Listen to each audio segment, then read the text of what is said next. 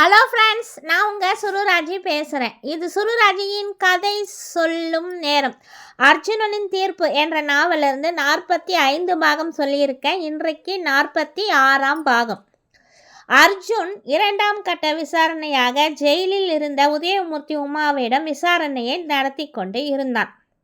அப்போது உதயமூர்த்தி அந்த 5 குற்றவாளிகளும் பேசியதை என் மகன் பக்கத்தில் நின்று கேட்டிருக்கிறான் என்ற சந்தேகத்தின் அடிப்படையில் தான் அவனை கொலை செய்ய முயற்சி பண்ணி அவனை கொலை பண்ணி இருக்காங்க. அதனால் அங்கே தடுக்க வந்த என்னுடைய மகளையும் அவங்க கொன்று இருக்காங்க. கௌசல்யாவையும் கொலை பண்ண பார்த்துருக்காங்க. ஆனால் கௌசல்யா அங்கேருந்து தப்பிச்சு எங்ககிட்ட எல்லா உண்மைகளையும் சொல்லி இறந்திருக்கா அப்படின்னு அர்ஜுன்கிட்ட அவர் விவரமாக சொல்லி கொண்டே வந்தார். உடனே அர்ஜுன் சுபாஷை திரும்பி பார்த்து, இவர் சொல்கிற மாதிரி அந்த குற்றாலத்தில் எந்த கொலைகளையும் நடந்த மாதிரியே தெரியலையே. ஒரு குடும்பத்தையே கொலை பண்ணி அது எப்படி அவங்க அதை மறைக்க முடியும்?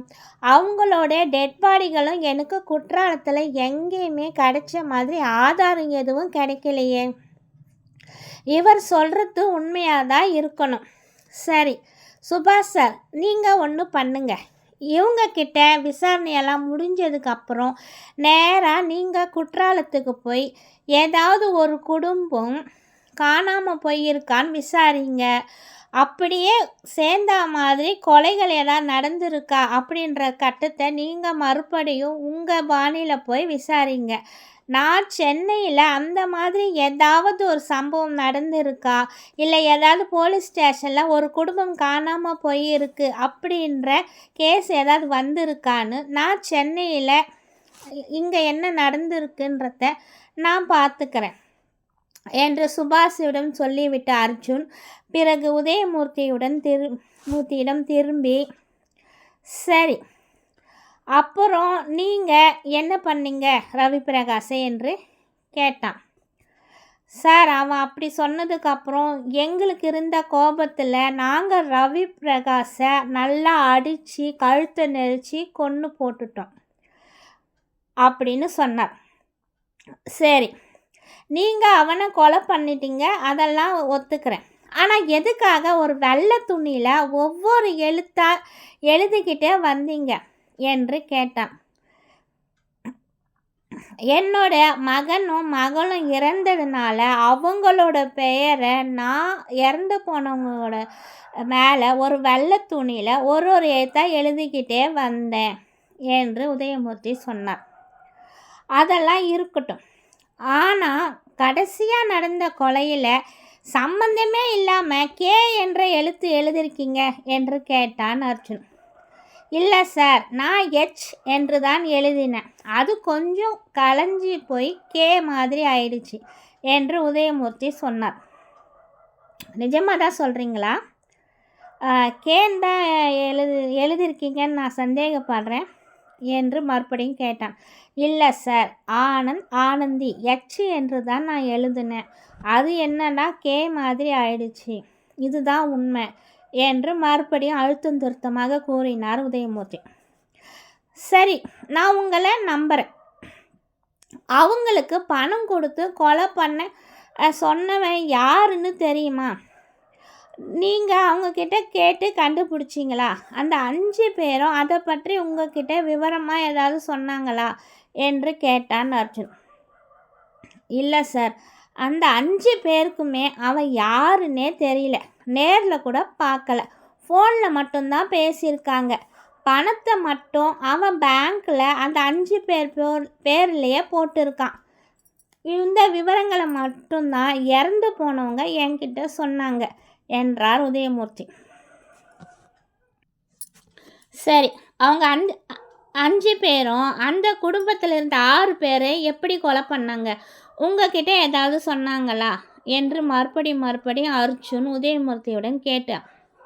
உதயமூர்த்தியும் உமாவும் ஒருத்தருக்கு ஒருத்தர் பார்த்து கொண்டே பிறகு, ஆமாம் சார், கடைசியாக இறந்து போன பிரகாஷ் தான் வலி தாங்க முடியாமல் உண்மையை சொன்னான். அவங்கிட்டேயும் உண்மையை நாங்கள் வாங்கலைன்னா அப்புறம் எங்களுக்கு அதை பற்றின எதுவுமே தெரியாமல் போயிடும். அதனால் அவனுக்கு வலி அதிகமாக வர வச்சு அவன் வாயிலே அந்த உண்மையை நாங்கள் வர வச்சோம். அந்த 5 பேருமே டூரிஸ்ட் கைடாக நடித்து அந்த 6 பேர் இருக்கிற குடும்பத்தை ஒரு காட்டு பகுதியில் அழைச்சிக்கிட்டு போய் என் பையனையும் பொண்ணையும் கொலை செஞ்ச மாதிரி அவங்களையும் துடிக்க துடிக்க கொலை பண்ணி அந்த காட்டு பகுதியிலேயே ஏதோ ஒரு இடத்துல புதைச்சிட்டு வந்திருக்காங்க. படுபாவிங்க என்று கத்தினார் உதயமூர்த்தி. இதுக்கு மேலே இவர்களிடம் எதுவும் கேட்க வேண்டாம் என்று நினைத்த அர்ஜுன் அங்கே இருந்த காவல் அதிகாரிகளிடம் இவங்களை அழைச்சிக்கிட்டு போய் செல்லிலேயே விட்டுடுங்க என்று கூறினான். அதுக்கப்புறமா சுபாஷ் குற்றாலத்திற்கு சென்றார். அர்ஜுனனும் சென்னையிலே விசாரணையை தொடங்கினான். எவ்வளோ முயற்சி செஞ்சாலும் அவனுக்கு உருப்படியான ஒரு தகவலும் கிடைக்கல. 5 பேர் 6 பேர் கொண்ட குடும்பம் காணாமல் போன மாதிரி எந்த ஒரு விவரமே இல்லை. ஒரு குடும்பம் காணலை, அண்ணா அக்கா தங்கச்சின்னு யாரும் காணலை அப்படின்ற எந்த ஒரு கேஸுமே ஸ்டேஷன்லேயும் அவனுக்கு கிடைக்கல. என்னடா இது, இதோட கண்டுபிடிக்கிற வேலை எதுவுமே இல்லைன்னு பார்த்தா இப்போ ஒரு குடும்பத்தை கண்டுபிடிக்கணும், அவங்கள எங்கே கொன்று எந்த இடத்துல புதைச்சி இருக்காங்கன்னு வேற கண்டுபிடிக்கணும்.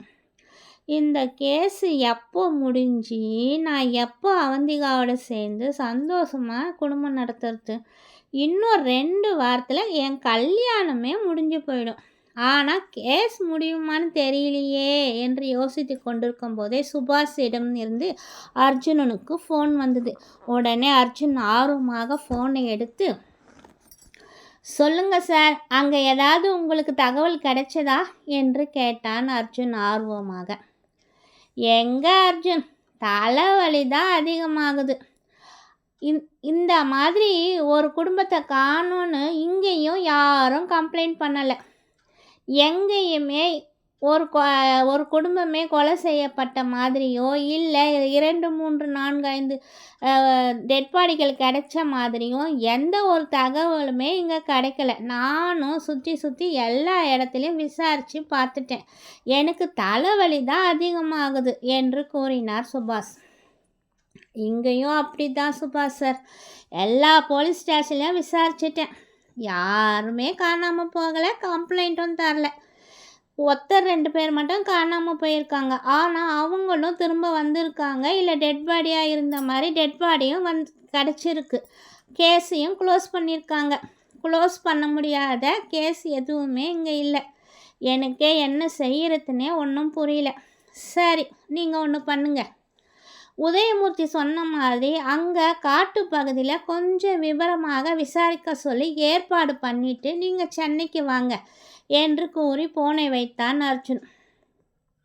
பிறகு கமிஷனரிடம் சென்று பேசினான்.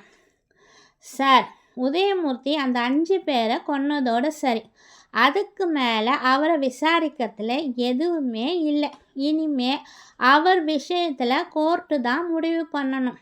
அவருக்கும் அவரோட மனைவியுக்கும் அவங்க செஞ்ச கொலைகளுக்கான தண்டனை என்ன அப்படின்றத கோர்ட் மூலயமா தான் விசாரித்து முடிவு செய்ய முடியும். இதுக்கப்புறம் அவங்கக்கிட்ட விசாரணை பண்ணுறதுக்கு எனக்கு எதுவும் இல்லை. நீங்கள் அவங்க 2 பேருக்கும் என்ன ஆக்ஷன் எடுக்க முடியுமோ அந்த ஆக்ஷனை கோர்ட் மூலயமா எடுங்க என்று அர்ஜுன் கமிஷனரிடம் கூறினான். கமிஷனரும், சரி அர்ஜுன், நீ சொல்கிற மாதிரியே அவங்க 2 பேரையும் நான் கோர்ட்டில் ஒப்படைச்சிடுறேன். அதுக்கப்புறம் கோர்ட்டு மூலயமா அவங்களுக்கு விசாரணை நடக்கும். ஆனால் அதே சமயத்தில் அவர் சொன்ன தகவல் படி இப்போ காணாமல் போன குடும்பத்தை கண்டுபிடிச்சாதான் அந்த காணாமல் பண்ண வச்ச அந்த தம்பியோட அண்ணன் யாருன்னு நமக்கு தெரியணும். எல்லாத்துக்குமே மூல காரணம் அவனாக தான் இருக்கணும் என்று கமிஷனர் சொன்னார். அர்ஜுனனும், ஆமாம் சார், இப்போ என்னுடைய யோசனையெல்லாம் அந்த 5 பேருக்கு கட்டளையிட்ட அந்த நபர் யாருன்னு கண்டுபிடிக்கணும். அதை பற்றி தான் நான் யோசிச்சுட்டு இருக்கிறேன் என்று அர்ஜுன் கமிஷனரிடம் கூறினான். சரி அர்ஜுன், இப்போ என்ன பண்ண போகிற? உனக்கு ஏதாவது யோசனை வருதா? இப்போ கூட ஏதோ ஒரு ஐடியா வந்த மாதிரி இருக்குது. ஏதோ ஒரு யோசனை வச்சுருக்க இல்லை, கரெக்ட் தானே என்று கேட்டதும் கமிஷனர் சொன்ன உடனே அர்ஜுன் சிரித்து கொண்டே, ஆமாம் சார், எனக்கு இப்போ தான் உதயமூர்த்தி சொன்னதை வச்சு பார்த்தா இறந்து போன 5 பேரோட பேர்லேயும் அந்த நபர் அவங்க பேங்க்கில் பணம் போட்டு இருக்கான். இது ஏன் எனக்கு முதலே ஞாபகம் வரல? சார், நான் நிச்சயமாக அந்த கொலைக்காரனை கண்டுபிடிச்சிடுவேன். எனக்கு அந்த நம்பிக்கை இருக்குது.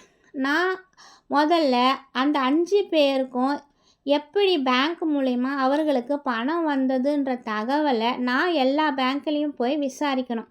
அதுக்கப்புறமா உங்களை நான் பார்க்குறேன் என்று சொல்லிவிட்டு வெளியே சென்றான் அர்ஜுன். மறுபடியும் இறந்து போன 5 நபர்களோட பேங்க்குக்கு சென்று அவர்களின் கணக்குகளை பார்த்து கொண்டே வந்தான். ஒவ்வொரு பேங்க்கா ஒவ்வொரு இடமா போய் தன்னுடைய விசாரணையை மேற்கொண்டு தகவல்கள் பல சேகரிக்க தொடங்கினான். அந்த 5 பேருக்குமே ஏதோ ஒரு ட்ரஸ்டின் மூலமாகவும் சில நன்கொடைகள் மூலமாகவும் பணம் பிரிக்கப்பட்டு அவர்களுடைய அந்த 5 நபர்களின் அக்கௌண்ட்டுகளிலும் போடப்பட்டு இருந்தது. சரியாக 5 பேருக்கும் தலா ரூபாய் 5 லட்சம் வரை பணம் அவங்க அக்கௌண்ட்டில் போட்டிருக்காங்க. அந்த விவரங்களையும் ட்ரஸ்ட்டையும் நன்கொடை அளித்த விவரங்களையும் ஒவ்வொன்றாக இரவு பகலமாக விசாரித்து கொண்டே வந்த அர்ஜுன் கடைசியில் அந்த பணத்தை அனுப்பிய நபரை கரெக்டாக கண்டுபிடித்தான். ஓகே ஃப்ரெண்ட்ஸ், இத்துடன் நான் உங்களை அடுத்த பாகத்தில் சந்திக்கும் வரை உங்களிருந்து விடைபெறுவது உங்கள் சுருராஜ். இது சுருராஜியின் கதை சொல்லும் நேரம். பாய்.